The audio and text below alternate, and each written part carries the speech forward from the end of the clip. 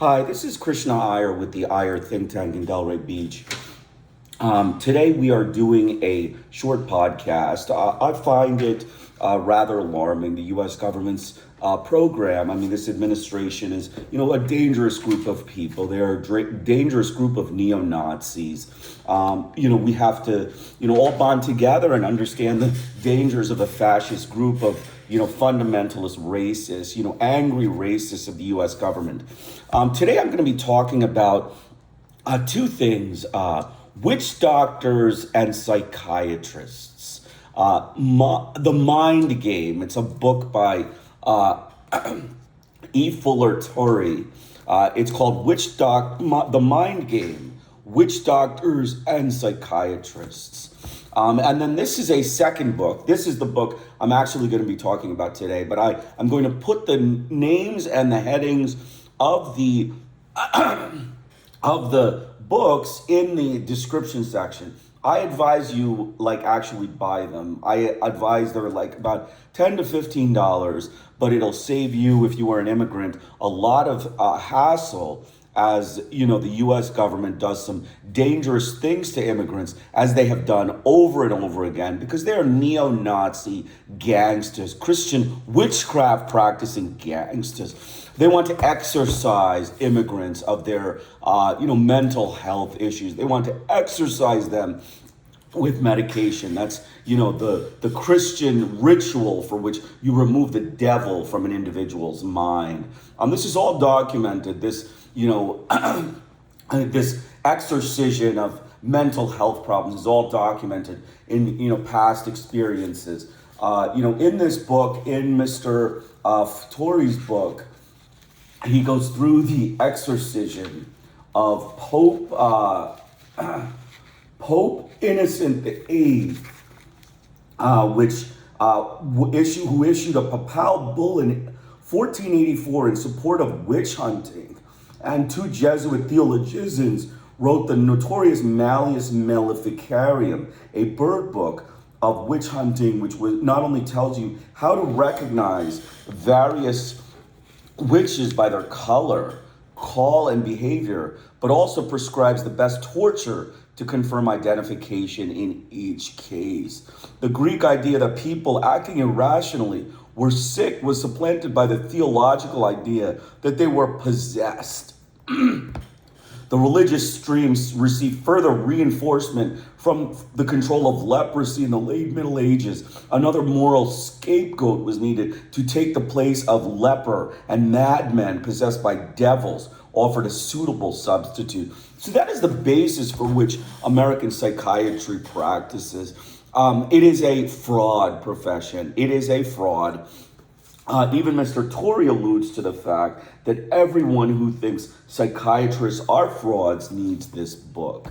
That is an important, fact in the understanding of psychiatrists. And we have to understand that now that the Iran war is on, we have to, be concerned that Donald Trump is going to try to attack immigrants who are dissenting against his anti-Muslim butchery that he is doing in Iran through psychiatric threats, through the threats of the neo-Nazi administration of the U.S. government, the racist Christian neo-Nazi gangsters that run the U.S. government, and trying to, treat immigrants for mental health problems in a witch hunt, a Christian witch hunt for which the U.S. government is not authorized to do so, and would be breaking international law and breaking basic medical ethics, basic principles of medical ethics if they were to chase immigrants and give them, health problems as a result of their witchcraft. They're witch doctors that hunt for, irrational behavior in immigrant populations so that they can load them with medication and murder them like, vicious neo-Nazi gangster Christians. And so let's continue with this, let's continue with the book. We're going to start with the Irish Wake for Psychiatry. But I'm going to read a little bit of the preface here so that we can get an idea of what actually Mr. Torrey is saying. Psychiatry An emperor standing naked in his new clothes. It has worked and striven for 7 years to become an emperor, a full brother with the other medical specialties, and now it stands there resplendent in its finery. But it does not have any clothes on, and even worse, nobody has told it so. To tell an emperor that he does not have any clothes on has never been advocated as the best way to win friends. The alternative, however, is equally painful, for you must then become part of the general delusion. Each of us must choose our own way out of this dilemma. This book is both an attack upon the medical model of psychiatry and a proposal for an alternative model. As an attack, it is certainly not the first, nor will it be the last.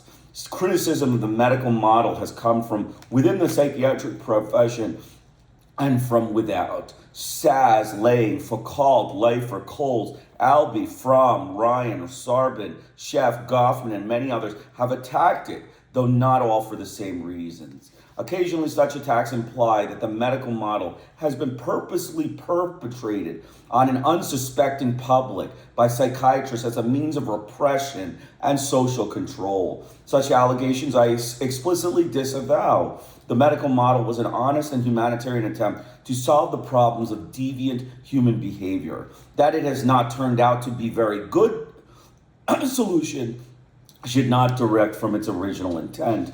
Allegations of a conspiracy also have been shortcoming by implying a plan. Anyone who's seen as an American psychiatrist in action knows that planning takes place, so a conspiracy could be possible. Basically what he is saying, and I kind of disagree on this, that, the psychiatric system in the United States is a mechanism for social control and repression. It is a mechanism for which Donald Trump, who is the chief mercenary, the chief mass murdering war criminal of the U.S. government, tries to exert social control over immigrants. And that is, what it is about.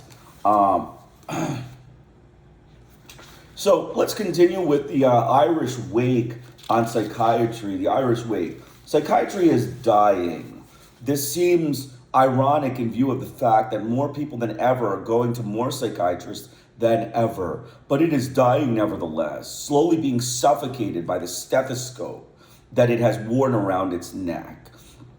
And its demise is largely unheralded. This hardly seems fair. Psychiatry has made many contributions to our civilization during its lifetime, and it should be properly recognized. What psychiatry really deserves is an Irish wake. Such an event would appropriately express both the sorrow we feel in its passing and the pride we feel at having known it and been part of it. In its 70 years, psychiatry has lived a full and productive life. It has not only elevated the study of human behavior to the level of responsibility, but has removed it once and for all from the realm of theology. The demons thought to be possessing the mentally ill have finally been put to rest. Psychiatry, moreover, has provided many people who have problems of living with and well-trained therapists to whom they go for help in solving perennial problems. At the same time, an Irish wake would make it clear to everyone that we recognize the fact of psychiatry's death. Like all deaths, we find it easier to deny than to accept. And when the death is that of a social and cultural institution like psychiatry, it is that much more difficult to accept. We are sensational people who treasure our past, and our culture values only enlargement and birth. It has not yet learned how to equally value diminution and death. In the case of an institution like psychiatry, our inability to let it die gracefully becomes a serious matter. We insist that it continue to do a job which it is no longer capable of doing. The consequences is that the job gets done very poorly, or it doesn't get done at all. We try to deny it, but denials are in vain. Once an institution has lived its allotted time, it will die whether we want to it or not. A useful approach to understanding what is currently happening in psychiatry is that of Thomas Kuhn, a philosopher of science. In the structure of scientific revolution, Kuhn shows that the advancement of science are related to changes in paradigms or models. A paradigm or model, used in this sense, is a shared system of assumption and rules of conduct for a scientific endeavor. The Copernican model of the Earth moving around the sun rather than opposite is an example. Drawing upon historical changes in physics, astronomy, and other sciences, for example, Kuhn details how change begins when anomalies are noted in the existing model. The anomalies increase until there is a general sense of malfunction of the model. This precipitates crises as the old model is lost, trying to make it accommodate data that will no longer fit. The next step is a search for a new model which will fit, a search which is ultimately resolved by determining which new model functions best. This is what is occurring in psychiatry. The medical model is equivalent to the model of the sun revolving around the earth. More and more anomalies are being perceived, and we are furiously bending the medical model to try and make it accommodate them. But the data are square and the holes are round. A general sense of malfunction is emerging, creating crises and the beginning of a search for new models. Only recently have we been able to perceive the malfunction of the medical model. For many years, psychiatry fought furiously for acceptance as a medical specialty. During the battle, a quiet and dispassionate analysis was not possible. Now that psychiatry has won its place within medicine, the medical model could be carried through to the logical conclusions. The product is chaos. It is as if psychiatry has been represented as a late, unwanted daughter of Oedipus, Asclepius, who was being denied her birthright. After years of fighting for it, she finally accepted, only to then realize that she really hasn't been Asclepius' child after all. Psychiatry then is ultimately dying because it can now be seen as non-functional. As a medical model approach to problems of human behavior, it produces confusions rather than solutions. If we are wise, we will allow it to die with dignity and not try to prop it up to do a job it is no longer able to do. Its death is not necessarily a negative event, for it makes possible the birth of true behavioral science. The latter cannot come into existence as long as psychiatry lingers on. In keeping with Kuhn, then, the death of psychiatry is seen as a single event on an evolutionary scale, whereby all outside institutions and ideas revolve. This is very difficult for us to comprehend, however, when we have grown up assuming that the sun revolves around the earth. It is very difficult for us to think of it any other way. We know that it is true, just as we know that the study of certain kinds of human behavior should be part of medicine. We can reevaluate single facts in our models, but to ask us to reevaluate the whole models seems like too great a task. It should be noted that even in the field of human behavior, however, there is a precedent for doctors supporting some very mistaken models. Doctors, for instance, played an important role in the Massachusetts witchcraft trials, introducing important scientific, quote unquote, scientific evidence, which proved, quote unquote, the guilt of the accused as witches. What gives us the right now as psychiatrists to assume that we are not just as mistaken about the medical model? That is why I would say with Kuhn that my most fundamental objective is to urge a change in the perception and evaluation of familiar data. So you can see based on that chapter that, basically it's witchcraft. I mean, it is searching for irrational behaviors using a medical model that doesn't exist. And, the more dangerous part of psychiatry, which, he hasn't yet gotten to, but he does get to, is that the exorcism of those irrational behaviors, the exorcism of the devil from a patient because he has irrational behavior. They exercise it. And how do they do that? They remove brain cells. They do surgery on the brain. Or they give medication that alters the brain substance. And that is what they do in psychiatry. And that is, basically fraud. It's fraudulent. It is basically a racist social control mechanism. The U.S. government, the American government has basically used it as a social control mechanism. It is a way to socially control immigrants in America. It is a way for the neo-Nazis of the U.S. government, the racist neo-Nazi Christians of the U.S. government, to socially control immigrants. By giving them medications, by giving them health problems, they try to control the situation and control patients. And they are, basically witch doctors. The American Psychiatric Association and its goons are witch doctors. They are witch doctors and witch hunters of the American medical system. And that is what they go down as. And Donald Trump, being, an advocate of mental health and an advocate of intervention in mental health, is also a witch doctor,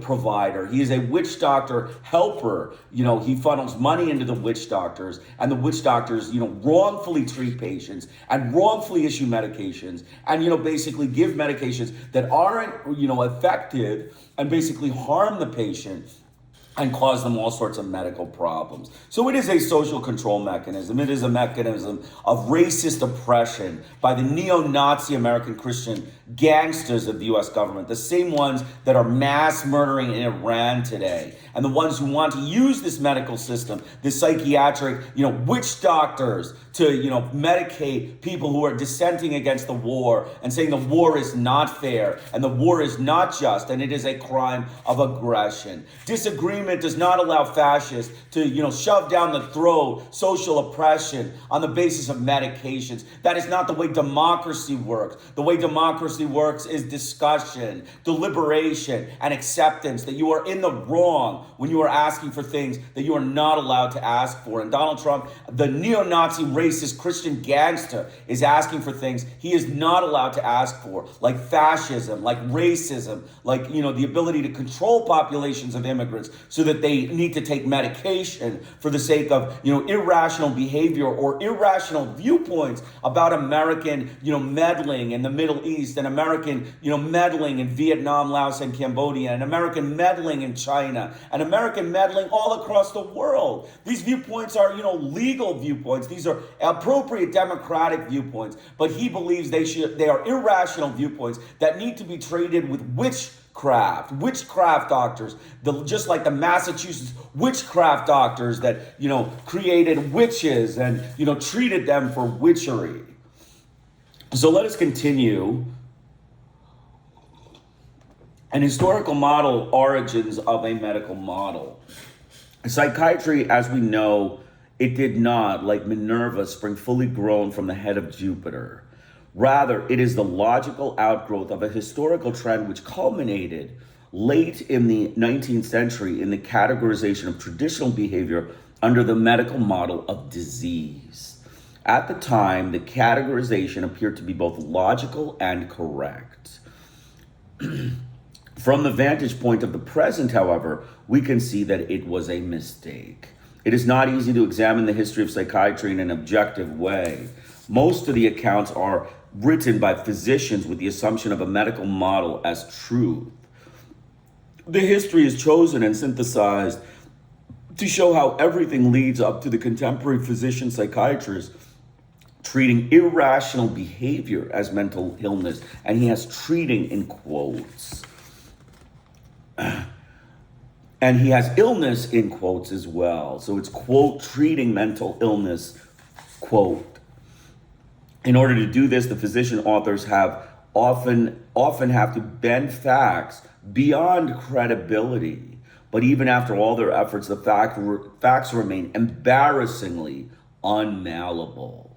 A good example is Gregory Zilberg's History of Medical Psychology. Like most psychiatrists, Zilberg sees the history of irrational behavior as an inexorable track toward the meccas of medical psychiatry.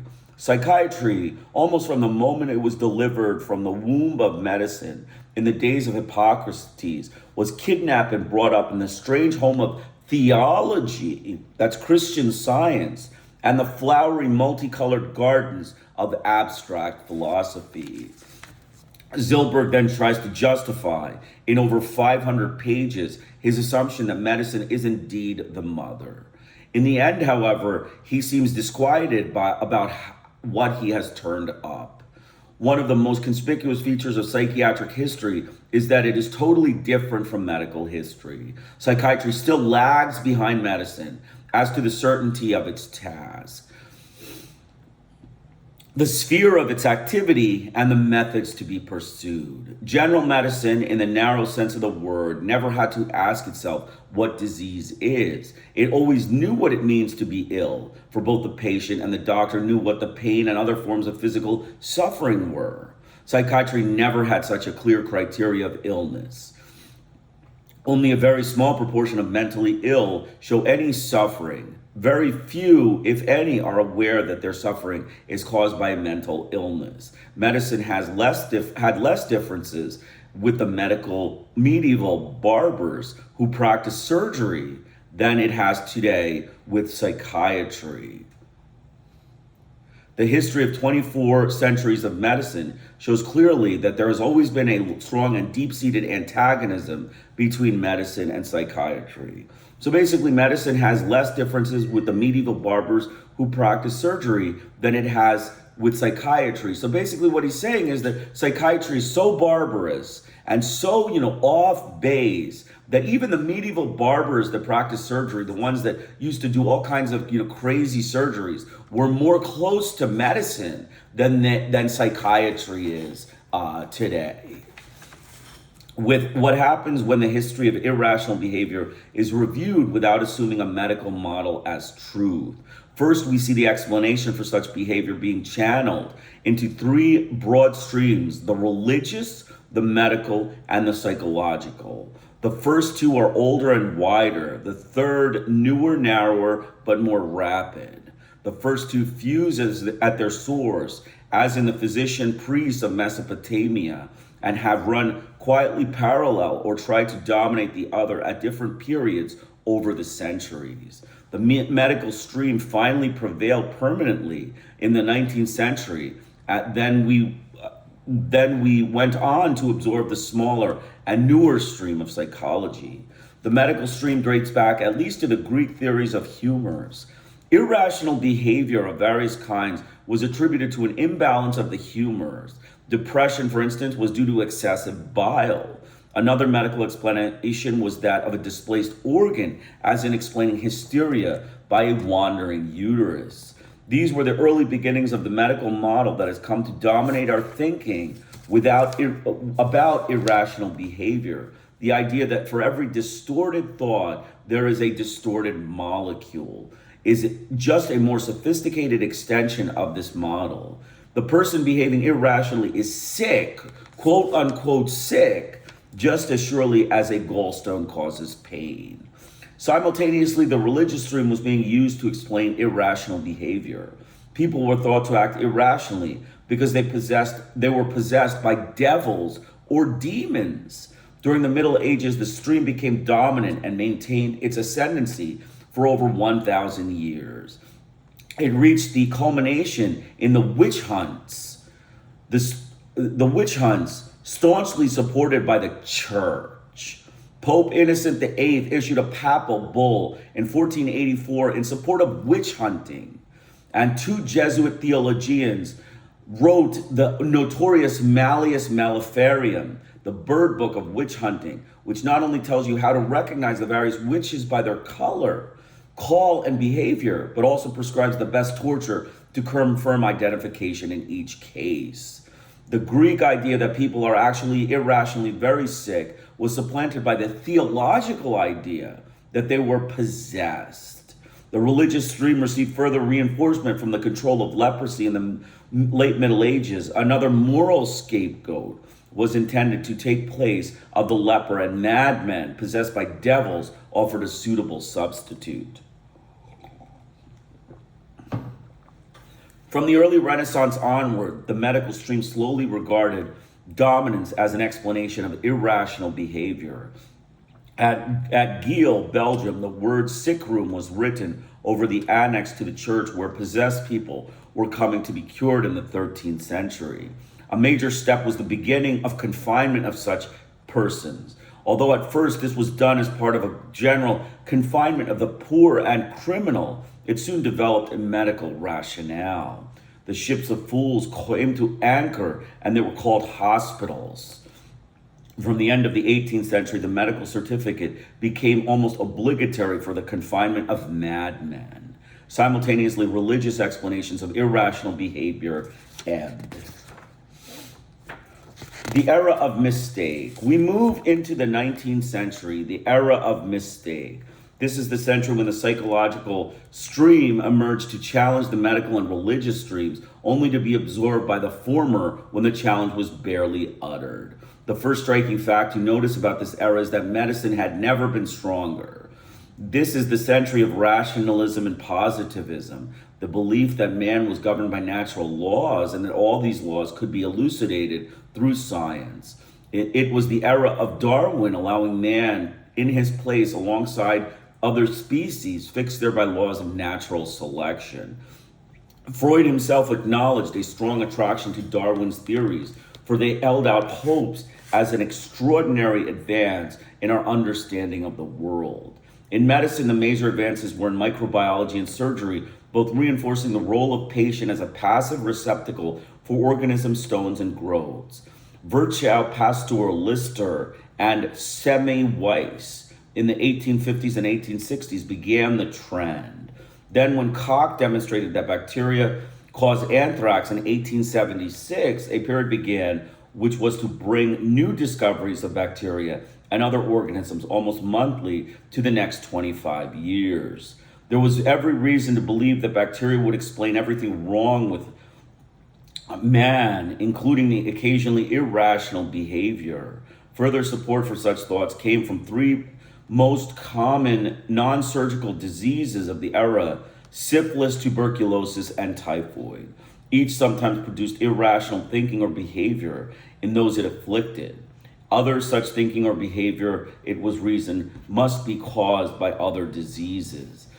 The rise of neurology in this era further reinforced the medical model. For the first time, it began to be possible not just to speculate about brain disease, but actively explore them. Sir Charles Bell initiated the neurological advances in 1811 with his proposal about how sensations are carried by the spinal cord. Neurophysiology received an impetus from the work of Hitzig and Frisch in 1860s, electrically stimulating the brains of dogs and later of people. Sekhanov and Pavlov carried out this mechanistic tradition and further refined the idea that the brain was a stimulus response machine. Advances in neuroanatomy resulted in localization of specific areas of the brain for specific functions, such as speech. Studies in neurohistology clarified the cell structure of the brain and brought Golgi and Ramon Cajal a Nobel Prize in 1906. The status of eminent neurologists was very high. Men like Cad Wernicke in Germany, John Hewlings Jackson in England, and Silas Weir Mitchell in America, and all believed that irrational behavior was caused by mental disease, a disease of the brain. In the midst of these advances in microbiology and neurology, psychiatry began to emerge as an entity, and it was firmly a medical entity. Its province was restricted to only a portion of the people who were acting irrationally, the insane, madmen, and lunatics. Most of these people we now call quote-unquote psychotics. The leaders of this emerging medical specialty were Greisinger in Germany, Maudsley in England, and Rush in the United States, and all were strongly medically inclined. Psychological explanations of irrational behavior were an anathema to them. Geisinger believed that we recognize in every case a mental disease, a morbid action of the organ, the brain. And Rush, the founder of the American psychiatry,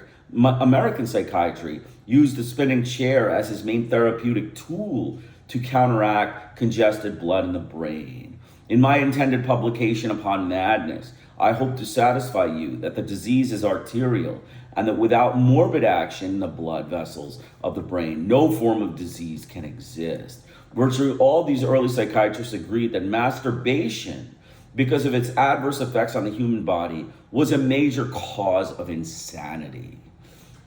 This total medicalization of irrational behavior culminated with Emil Kraepelin. In the early years of the 20th century, he put the final medical seal on irrational behavior by naming it and categorizing it. Irrational behavior could now hold its head up in a medical company, for it had names like dementia, praecox, and paranoia. These names describe everything and explain nothing. Kraepelin believed strongly that irrational behavior caused by heredity and constitution. He was anti-psychological and a therapeutic nihilist. His classificatory system continues to dominate psychiatry up to the present, not because it has been proven of value. Indeed, it is largely ignored by younger psychiatrists, but because it has been the ticket of admission for irrational behavior into medicine. The psychological stream. It was into the pool of rationalism and positivism of microbiology and neurology that the psychological stream tried to come into its own. No wonder that it failed and it was immediately swallowed up by medicine. But the psychological stream is not really part of medicine, nor has it ever been. It is fundamentally different from both the medical and religious streams dominant up to that point, because it fixed the cause of irrational behavior as being within the control of the individual. Medicine and religion had fixed the control elsewhere, in devils or in disordered brain cells.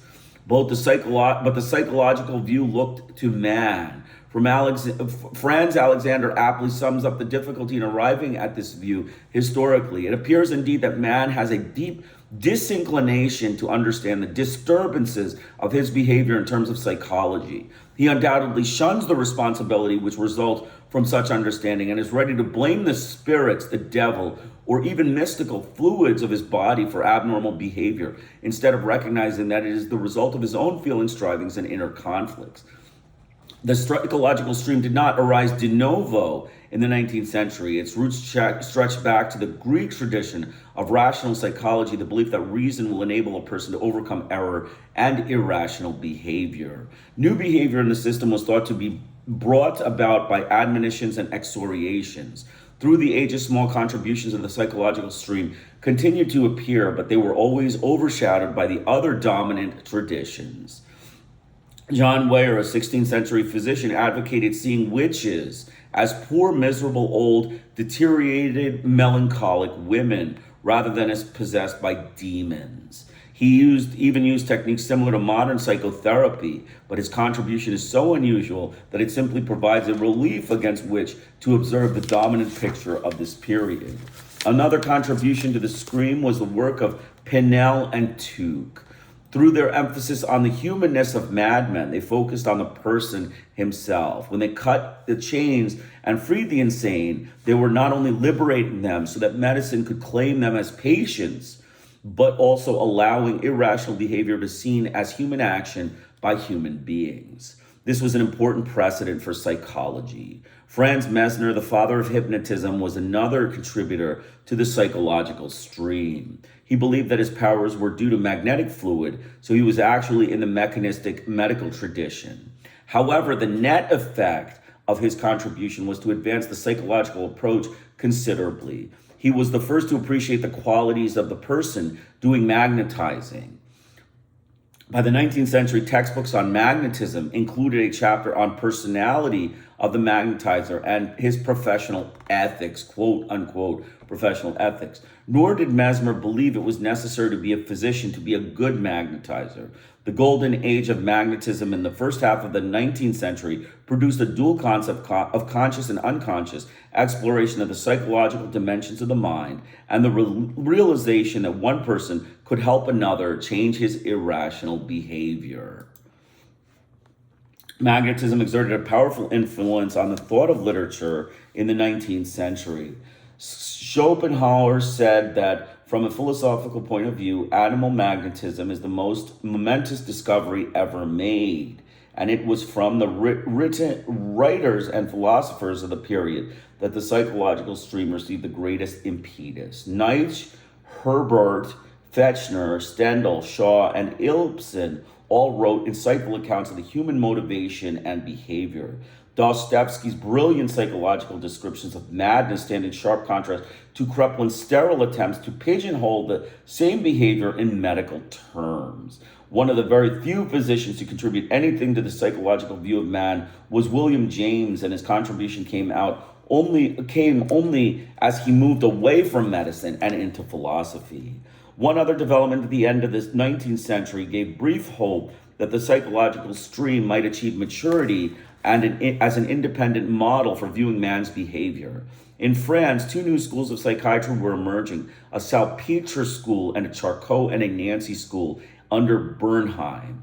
They both made hypnosis respectable once again, described and studied many conditions which were labeled as neuroses, promoted the idea that many emotional disorders could be cured without exorcising devils and brain cells, and coined the term psychotherapy about 1890. Pierre Janet, another major French figure of the period, added that the idea that neuroses were due to subconscious fixed ideas and advocated automatic talking, a precursor of free association, as a type of therapy.